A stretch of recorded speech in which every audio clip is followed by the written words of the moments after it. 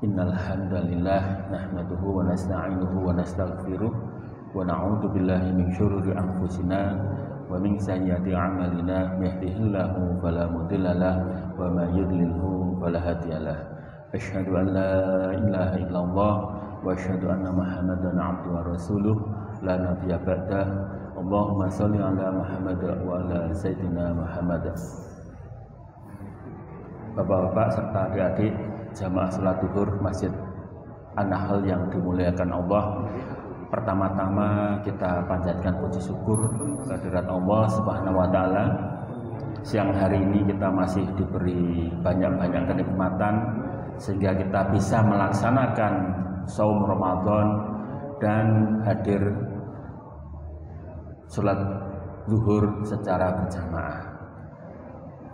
Tak lupa sholawat dan salam kita mohonkan kepada Allah agar selalu dicurahkan kepada junjungan kita Nabi besar Nabi Muhammad SAW.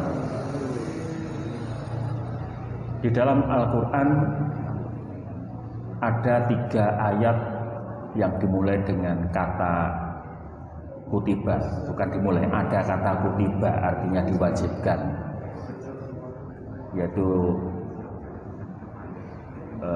kutiba alaikumul qisos ya, dalam surat Al-Baqarah ayat 178, kemudian kutiba alaikumusiyam, kemudian kutiba alal qital, terhadap qisos, terhadap puasa dan perang. Tetapi yang paling dikenal atau kita kenal itu hanya kutiba alaikumusiyam, sedang qisos dan perang itu tidak seberapa menarik untuk dibahas. Perang itu akan terus ada gitu ya. Sampai hari kiamat perang itu akan terus ada. Meskipun kita ya cinta damai, tetapi siapa menyangka ya misalnya tiba-tiba Rusia menyerang Ukraina gitu ya, atau seandainya kita jadi rakyat Ukraina tiba-tiba diserang oleh negara lain gitu, maka hukum-hukum perang itu akan terus ada. Pada siang hari ini saya akan menyampaikan sedikit beberapa perang yang terjadi di zaman Rasulullah, tetapi fokusnya adalah bagaimana taubatnya salah seorang sahabat Nabi yang bernama Ka'ab bin Malik. Setelah Rasulullah hijrah ke Madinah, kemudian Rasulullah menguatkan perekonomian para sahabat, menata masyarakat dari sisi politik, ekonomi, sosial, budaya, kemudian menjalin hubungan dengan masyarakat sekitar gitu ya, menjalin kerjasama. Dan perlu diketahui bahwa di Madinah itu banyak orang Yahudi, banyak kabilah-kabilah Yahudi. Ada kabilah yang terkenal Bani Nadir, Bani Khuraibah, Bani Hainuqa, Bani Ghatafan dan sebagainya. Pertanyaannya adalah mengapa di Madinah banyak sekali orang-orang Yahudi? Mestinya kan orang Yahudi berada di Sam. Jadi menurut kitab mereka, nubuat dalam kitab mereka itu bahwa dalam waktu dekat itu akan ada nabi, lahir seorang nabi. Dan ciri-cirinya sangat jelas, namanya Ahmad, dia seorang yatim piatu dan sebagainya. Itu cirinya sangat jelas dan mereka mengambil kesimpulan bahwa tempatnya itu adalah Yastrib, sehingga mereka berbondong-bondong, dan tidak hanya satu orang, banyak kabilah menunggu lahirnya seorang nabi di Yastrib. Dan ketika nabi yang ditunggu-tunggu itu ternyata bukan keturunan Yahudi, ya, kemudian mereka mengingkarinya. Perang yang pertama adalah pengusiran Bani Khuraibah, karena mereka melanggar perjanjian, kemudian diusir oleh Rasulullah. Kemudian Bani Quraidah pindah ke Sam, tapi di Sam entah karena apa, entah karena penyakit atau karena diserang oleh kabilah yang lain, mereka semua dibinasakan oleh Allah, Bani Quraidah. Tidak ada tersisa satupun. Kemudian berikutnya ada perang Badar, sangat terkenal ya. Kemudian perang Badar tahun kedua Hijriah. Tahun ketiga ada perang Uhud ya. Itu juga sangat terkenal, yang mana banyak korban dari kaum muslimin. Kemudian berikutnya adalah tahun keempat Hijriah itu pengepungan Bani Nadir. Jadi ada seorang sahabat yang bernama Amr bin Umayyah ya, datang ke Madinah. Nah, ketika di jalan dia bertemu dengan dua orang dari Bani Amir ya. Kemudian Amr bin Umayyah itu membunuh dua orang Bani Amir itu karena orang itu yang memusuhi Rasulullah ya. Tapi memang di tradisi Arab yang namanya membunuh itu tidak menikam dari belakang ya. Pantangan itu, dia mesti menantang duel dari depan gitu ya. Kemudian ketika hal itu disampaikan kepada Rasulullah, loh, sekarang Bani Amir itu sudah mengadakan perjanjian dengan Rasulullah untuk tidak saling menyerang gitu ya. Akhirnya Rasulullah datang ke Bani Nadir untuk apa? Untuk minta bantuan atau berhutang untuk membayar diyat kepada dua orang Bani Amir tadi itu, karena habis perang Uhud ya, kemudian kondisi ekonominya sulit ya kaum muslimin. Yang namanya perang itu kan tidak hanya hari H, persiapannya panjang gitu ya. Kalau sudah persiapan berarti mungkin melupakan perekonomian gitu ya. Nah, dalam kondisi ekonomi yang sulit kemudian maunya berhutang ke Bani Nadir. Datanglah Rasulullah dengan 10 orang ya. Kemudian ketemu pimpinannya Huyai bin Akhtab, tidak mengumpulkan harta gitu ya. Jadi di bawah idenya Amr bin Jahsi gitu, kalau mau membunuh Muhammad sekarang waktunya gitu. Gimana caranya? Dia berada di balik benteng gitu. Kalau dijatuhkan batu dari atas pasti mati gitu. Nah, kemudian ternyata mereka kelihatan sibuk, tetapi sebenarnya mereka mau membunuh Rasulullah. Kemudian tiba-tiba Rasulullah berdiri dari pinggir tembok itu, kemudian berjalan meninggal tanpa bilang kepada sahabat yang lain, meninggalkan Bani Nadir, kemudian menuju Madinah. Kemudian para sahabat menunggu lama, kemudian kok nggak datang-datang gitu. Kemudian mengikuti, kemudian Rasul mengatakan, saya mendapat wahyu dari malaikat bahwa mereka mau membunuhku gitu ya. Nah, kemudian setelah itu Rasulullah mengirim surat untuk mengusir Bani Nadir. Diberi waktu 10 hari, mereka suruh membawa seluruh hartanya gitu. Ditunggu 10 hari mereka nggak keluar. Kemudian peringatan kedua, hanya boleh maksimum membawa 1 onta gitu. Tetap nggak keluar juga, kemudian dikepung Bani Nadir ya. Kemudian seperti dalam surat 59 surat Al-Hasyr itu ya, pengepungan Bani Nadir, pengusiran Bani Nadir gitu ya. Kemudian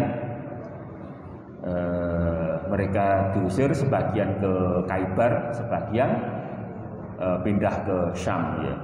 Jadi hikmahnya apa? Hikmahnya adalah yang pertama bahwa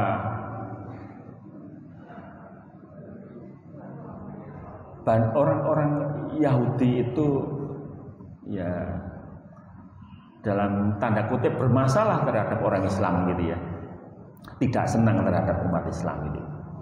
Yang kedua, ketika Rasulullah dalam kesulitan atau kita kesulitan ketika meminta kepada bantuan pada orang-orang yang memusuhi Islam, itu biasanya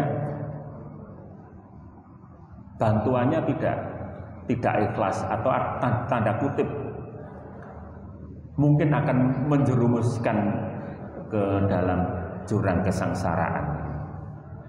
Dan yang ketiga adalah selama ini orang Yahudi di Madinah itu menjadi duri, ya, karena setiap apa-apa kejadian di kaum muslimin itu mereka selalu melapor kepada orang-orang Quraisy di Mekah gitu, dan orang-orang luar gitu.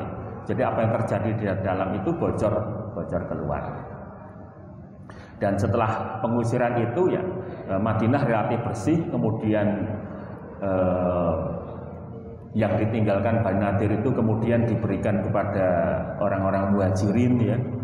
Sehingga orang muhajirin setelah itu secara perekonomian menjadi lebih baik gitu, karena sebelumnya rata-rata dia menjadi buruh kepada orang-orang Ansor gitu. Kemudian tahun keempat ya, tahun kelima perang Ahzab yang sangat terkenal itu. Kemudian tahun ke-8 itu ada perang Mu'tah yang sangat fenomenal juga, karena di situ beberapa sahabat gugur ya, diantaranya adalah Ja'far bin Abdul Muthalib gitu ya. Kemudian Abdurrahman bin Rawahah ya, salah satu. Kemudian juga kisah Khalid bin Walid ketika dengan 3.000 orang itu ya melawan 200.000 bisa exit dari perang itu ya. Jadi perang itu tidak dimenangkan karena 3.000 lawan 200.000, tetapi bisa exit dengan selamat gitu ya. Cara menghindarinya luar biasa ya, sangat terkenal.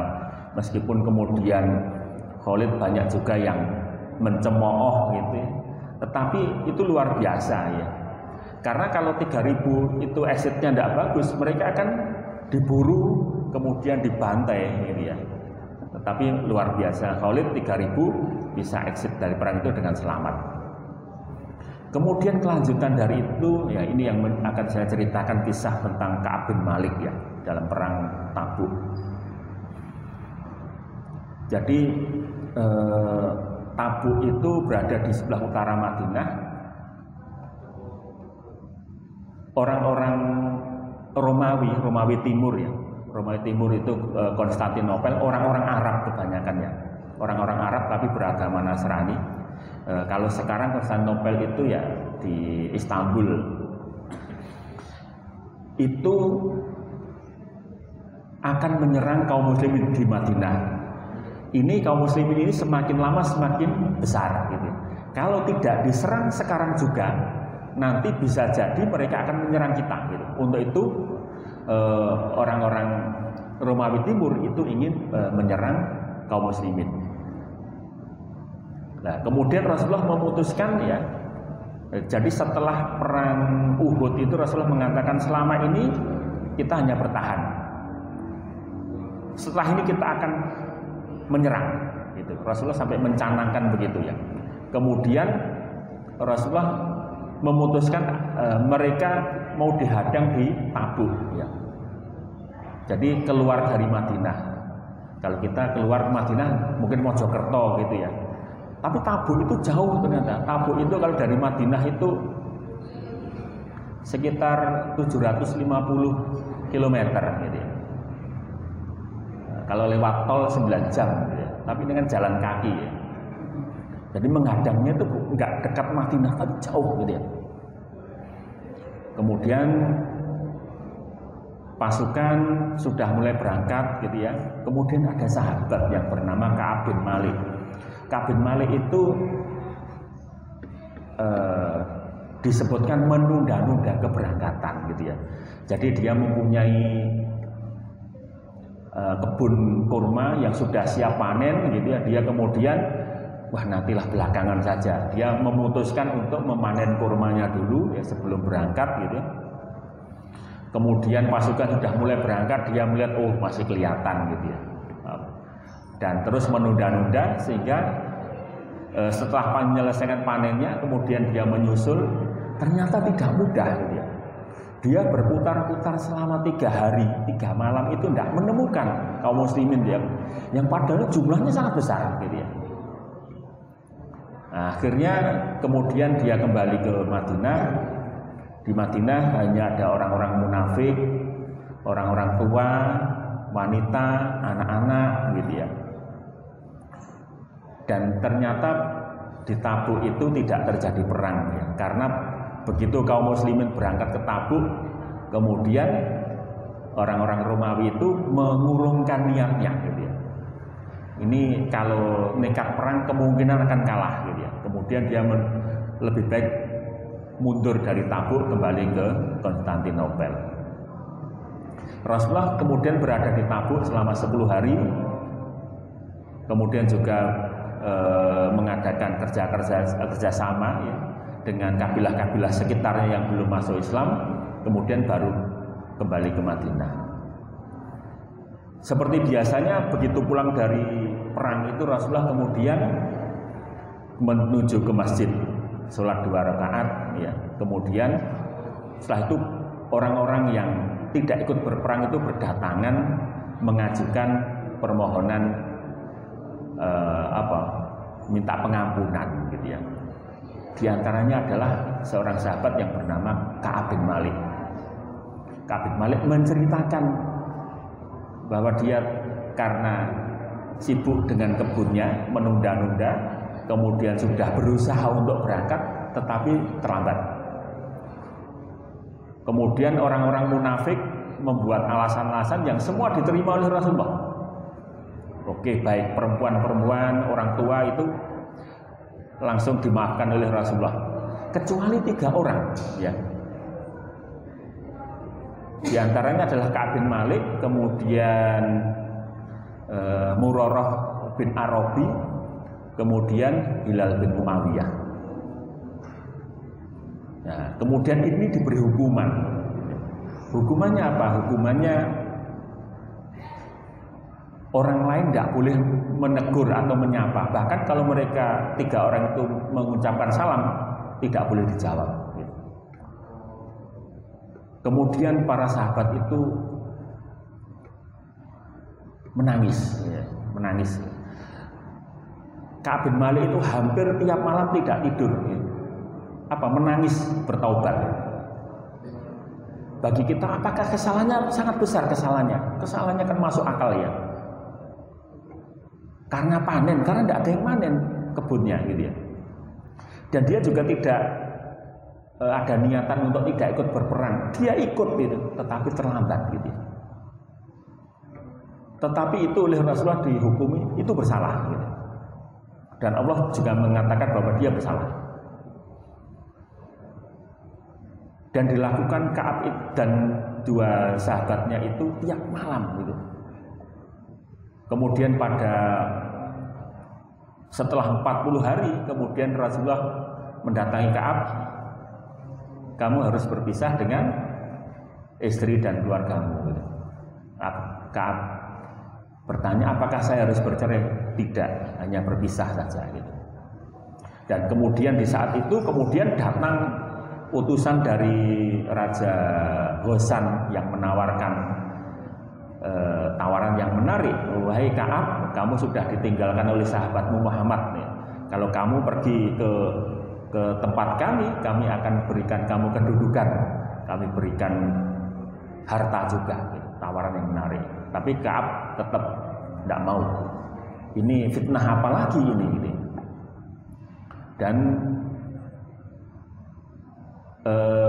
Ka'ab karena masih muda tetap menjalankan hukuman, sementara Murarah dan Hilal itu karena sudah tua minta keringanan gitu ya, karena dia makannya itu